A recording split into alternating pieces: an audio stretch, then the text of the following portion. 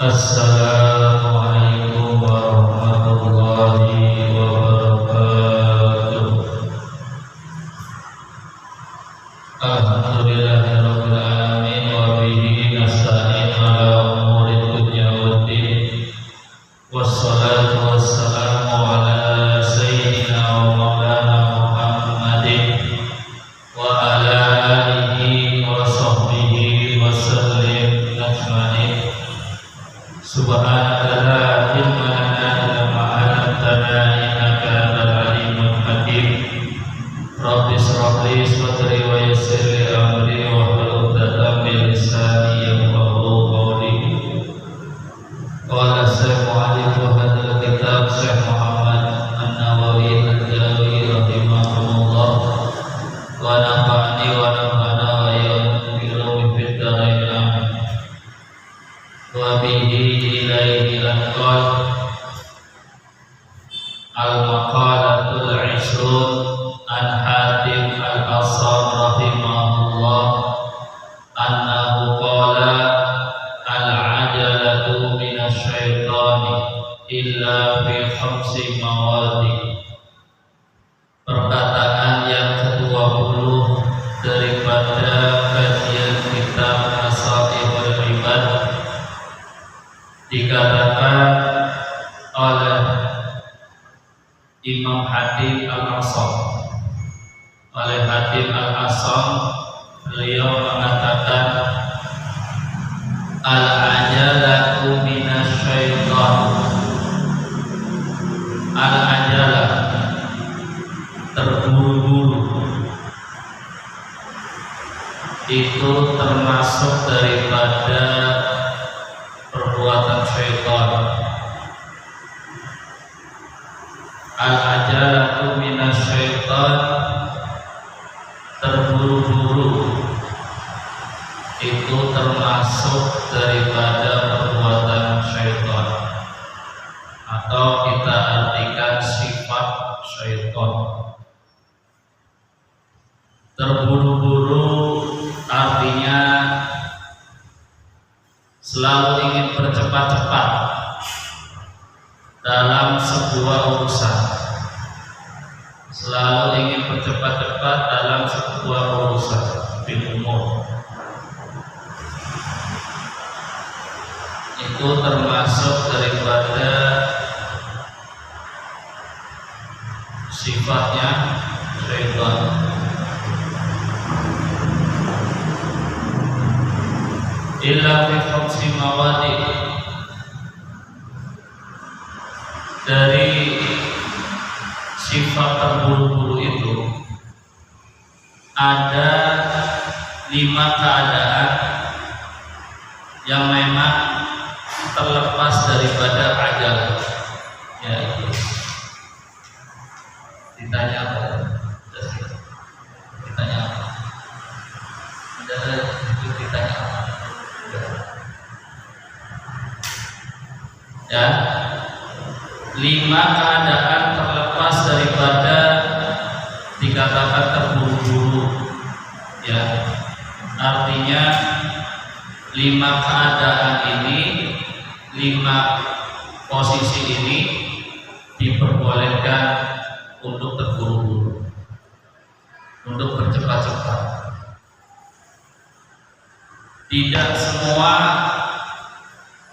hal yang mencakup terburu-buru, ya, atau bersegera, itu termasuk daripada sifat syaitan. Tapi tidak semua dalam urusan atau perkara, kecuali di dalam 5 ini, ya, mencakup 5. Kenapa kok yang 5 ini nggak termasuk? Fa innaha min sunani Rasulillah sallallahu alaihi wasallam. Dari 5 keadaan ini yang memang tidak dituntut, maksudnya terburu-buru tetapi tidak termasuk daripada sifatnya syaitan, ini karena termasuk daripada sunnahnya Rasulullah Shallallahu Alaihi Wasallam. Amin. Terburu-buru itu termasuk sifat yang jelek, kecuali dalam 5 hal ini. Nah, dan orang terburu-buru itu ya ingin cepat-cepat lah ya. Itu biasanya nggak sempurna apa yang dibawa, apa yang dipersiapkan. Kayak kamu sekolah pagi contoh, bangunnya sudah mendekati jam 7, ya mandi buru-buru sampai lupa sikat gigi, ya. Kemudian tugas sekolah yang tadi malam sudah disiapkan, tinggal. Pasti sering. Dan pernah mengalami kan, PR lagi rumah. Karena tadi terburu-buru, makanya terburu-buru itu nggak baik, ya. Santai. Telat itu ya salahmu. Bangunnya terlambat ya itu salah diri sendiri. Kenapa kamu telat? Aslinya nggak telat, tapi kamu tidur lagi waktu subuhnya, kan begitu ya. Setengah 6 sudah bangun, masih ngantuk, tidur lagi. Bangun jam 6:30 lebih 40 menit. Ya, terburu-buru. Itu salah kamu. Ya udah kamu jalan biasa, ya. Makanya kan bahkan di dalam hal ibadah pun, ya kan, ketika mendengar suara iqamah, dia baru keluar dari rumahnya, kan disunahkan Rasulullah apa? Nggak boleh cepat-cepat jalan kakinya ya, sampai lari itu. Jadi diperkenankan. Kenapa? Karena ketika dia terburu-buru cepat-cepat ingin kesok awal, ya, atau dia telat daripada takbirnya imam, ingin mendapatkan rakaat pertama daripada imam, dia memang mendapatkan, tapi sholatnya akhirnya apa? Seperti orang habis lari-lari. Alhamdulillah, subhanallah, bahasa. Kayak orang mas-masan. Akhirnya sholatnya gak seperti itu. Bahkan dalam hal ibadah pun Rasulullah mengatakan apa? Ketika tertinggal takbir pertama, tetap jalan santai, gak usah. Paham ya? Menandakan tadi ya, terburu-buru itu tidak baik kecuali di dalam 5 hal ini. Kamu perlu ketahui 5 hal ini ya tercantum di dalam sunnah-sunnahnya Nabi Muhammad SAW. Yang pertama adalah it'am dhaif. Ya, it'am dhaif, memberi makan tamu.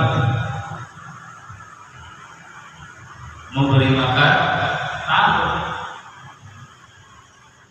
Ketika kita kedatangan tamu, ya, apalagi tamu jauh, gak usah tanya lagi mau makan apa enggak. Secara akal sehat, kalau akal sehat punya malu ya pasti walaupun lapar ya jawabnya enggak, segera kan. Nah ya, bima la yatakallamu indal mudhib, ya, idza nazala ay ad-dhaif, apabila rumah ya rumah seseorang itu kedatangan seorang tamu ya ke rumah orang itu ya, atau misalkan Almira kedatangan tamu, gak usah dipertanyakan lagi, paham ya, mau makan apa, persiapkan yang ada, gak usah harus beli dulu ya di luar kota, gak usah, segerakan. Wa Nabi Hurairah radhiyallahu anhu Rasulullah sallallahu alaihi wasallam, sesuai dengan berdasarkan hadis diriwayatkan oleh Imam Abu Hurairah, anna Rasulullah sallallahu alaihi wasallam qala, bahwasanya Rasulullah sallallahu alaihi wasallam bersabda, man at'ama, barang siapa memberi makan akhahu, saudara al-muslim, sesama muslim, barang siapa memberi makan saudara sesama muslimnya, syahwatahu, yang ia sukai,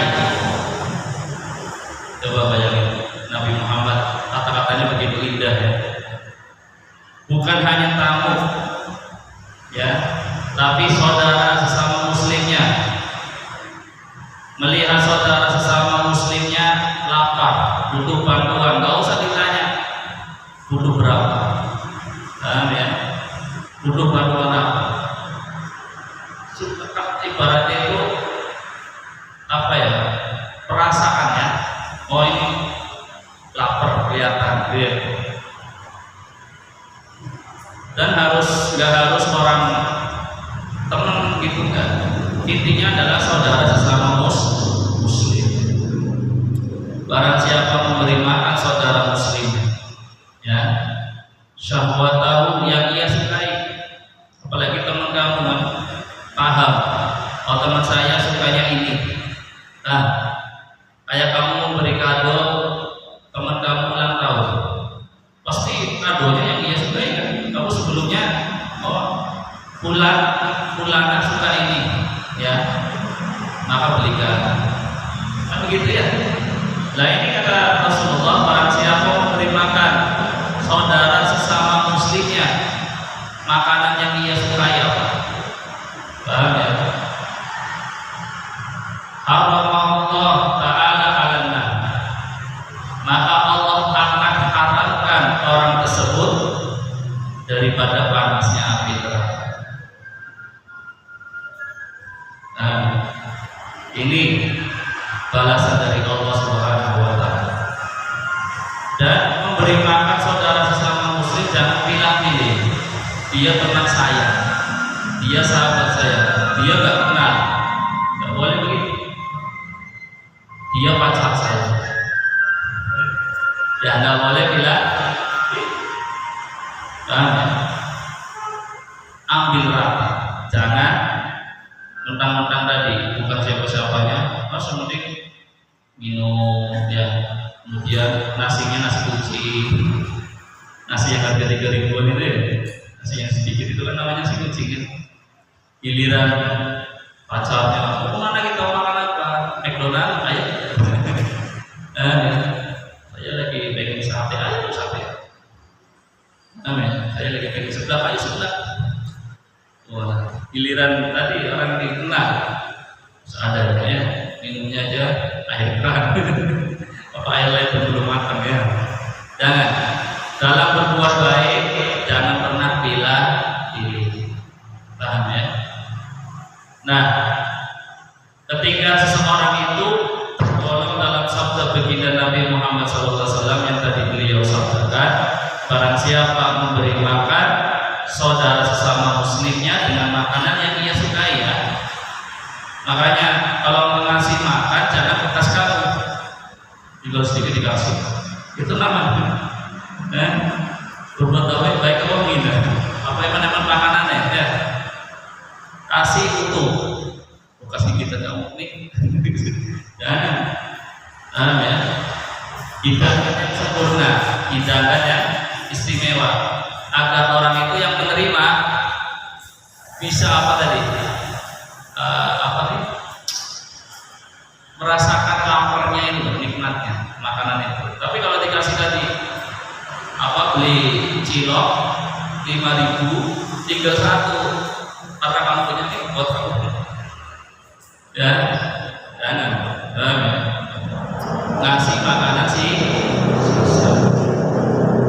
Maka barang siapa memberikan makanan terhadap saudara sesama muslimu dengan makanan yang ia sukai, maka balasannya apa? Allah akan haramkan dia dari tersentuh panasnya api neraka. Coba bayangkan. Paham ya? Akhrajahu al-Baihaqi wa Abdullah bin Amr bin As.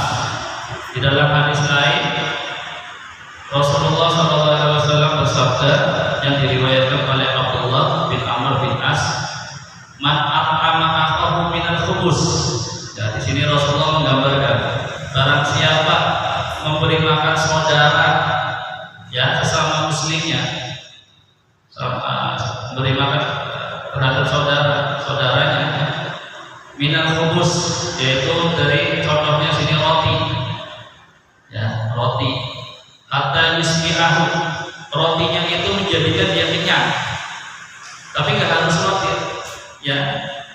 Misalkan di Indonesia nasi, ya kan? Setiap negara itu berbeda-beda ya. Ya, ada yang makanan pokoknya gandum, buat roti kan ada ya.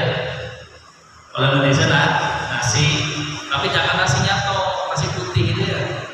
Ada lauknya. Paham ya? Ada yusbi'ahul sampai dia kenyang, puas dengan makanan yang kamu berikan. Paham ya? Wasraqahu minal ma', bukan hanya diberi makanan, minumannya juga. Nggak makan apa ini? Minum kayak ular. Kayak ular ya. Makan orang ini kasih makan, kasih minum. Minumnya adanya air putih ya sudah, air putih nggak apa-apa. Ya, poinnya adalah jangan memaksakan yang tidak ada. Ya, yang ada aja sudah. Intinya tadi menghormati tamu, menghormati saudara. Ya, baik saudara kandung, famili ataupun saudara sesama muslimnya. Diberikan minuman hatta yuriyahu sampai hausnya hilang. Orang makan itu sampai orang sampai hilang. Paham ya? Menyegarkan. Bau daminan nar serta fanadik. Itu balasannya apa coba? Allah akan jauhkan dia dari 7 jurang neraka. Allah akan jauhkan dia dari 7 jurang neraka. Neraka punya 7 jurang. Amin. Neraka itu punya 7 jurang. Allah jauhkan, artinya nggak sampai masuk ke situ. Amin. Coba beri gambarannya roti, nggak harus roti. Ya, misalkan ada orang minta-minta, ya, lihatnya kasihan, lapar, kasih uang. Ada dagang cilok, belikan cilok. Nah, ya. Kemudian dia dari laparnya itu bersemangat lagi, bertenaga. Cuma begitu saja, ya. Asalkan kamu ikhlas. Ya. Jangan tadi pilih. Ya. Maka balasannya adalah Allah akan jauhkan dia dari 7 jurang neraka. Fanadik.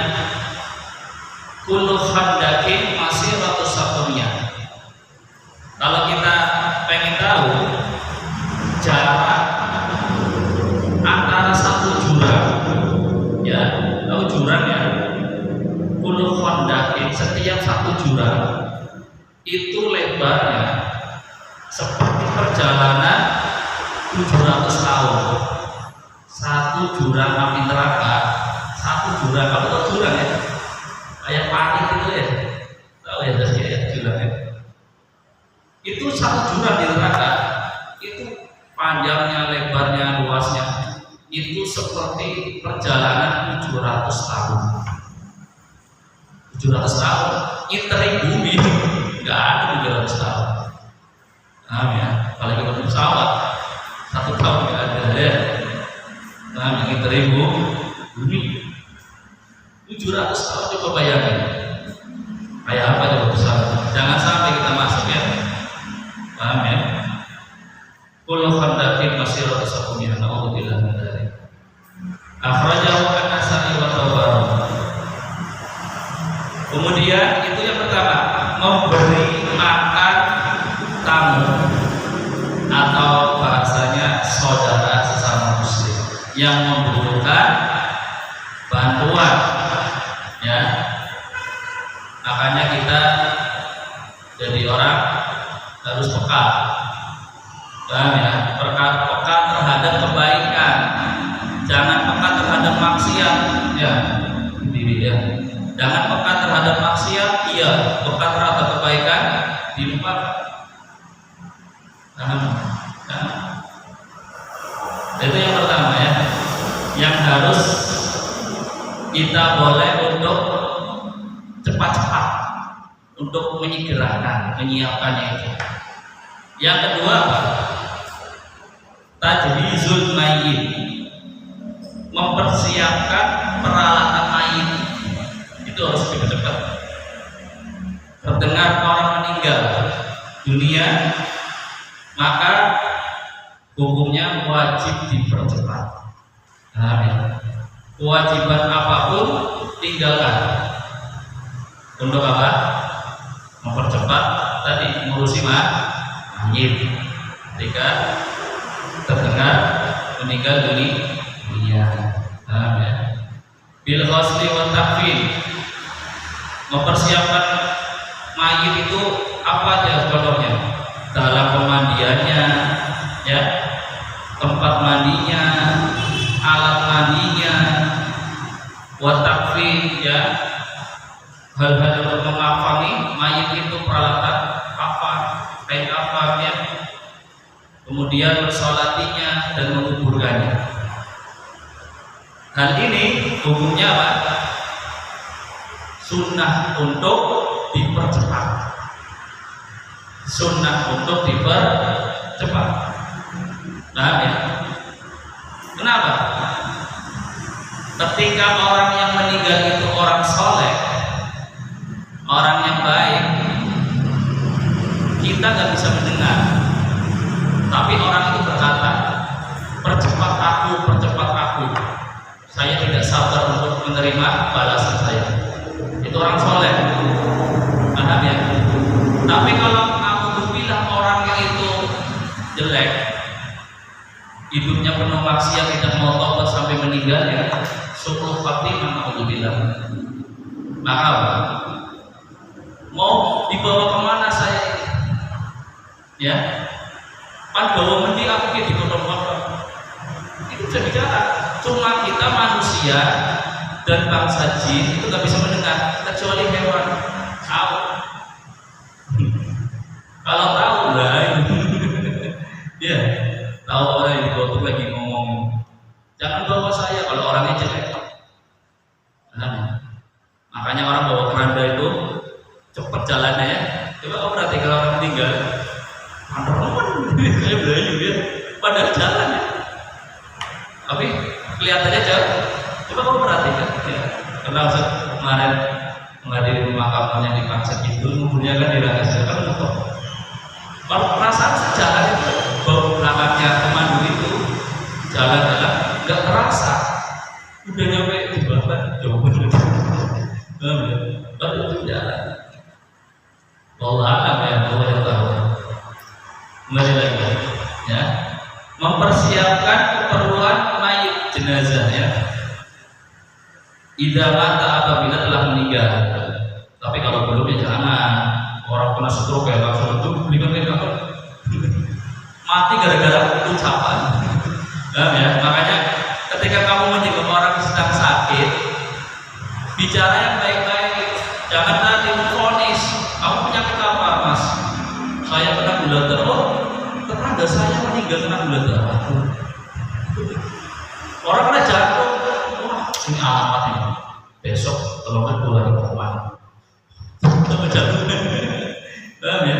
Ya, ceritakan yang baik-baik. Kamu menjenguk orang sakit itu kan termasuk kebaikan dan perintah Rasulullah kan, dapatkan pahala yang banyak sekali. Nah, menjenguknya tahu etika, ya, jangan bahas. Kan banyak sekarang itu orang menjenguk terlepas ucapan. Oh, jantungannya, nyoba ngomong orang orang sakit penasaran. Gimana? Dia sudah jadi, mikir kayak, ya, bicara ya, oh jantungan, paling mati, diajak ketawa, itu.